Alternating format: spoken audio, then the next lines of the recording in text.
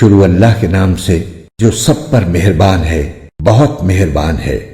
الف لام را، یہ اس کتاب کی آیتیں ہیں جو حق واضح کرنے والی ہے۔ ہم نے اس کو ایسا قرآن بنا کر اتارا ہے جو عربی زبان میں ہے تاکہ تم سمجھ سکو۔ اے پیغمبر، ہم نے تم پر یہ قرآن جو وحی کے ذریعے بھیجا ہے، اس کے ذریعے ہم تمہیں ایک بہترین واقعہ سناتے ہیں، جبکہ تم اس سے پہلے اس واقعے سے بالکل بے خبر تھے۔ یہ اس وقت کی بات ہے جب یوسف نے اپنے والد یعقوب علیہ السلام سے کہا تھا کہ ابا جان، میں نے خواب میں 11 ستاروں اور سورج اور چاند کو دیکھا ہے۔ میں نے دیکھا ہے کہ یہ سب مجھے سجدہ کر رہے ہیں۔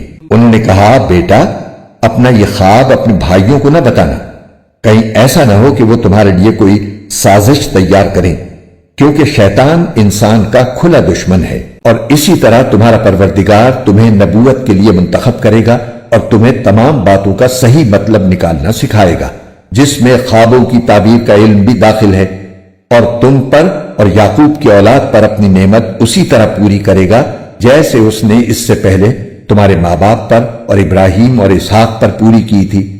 یقیناً تمہارا پروردگار علم کا بھی مالک ہے، حکمت کا بھی مالک۔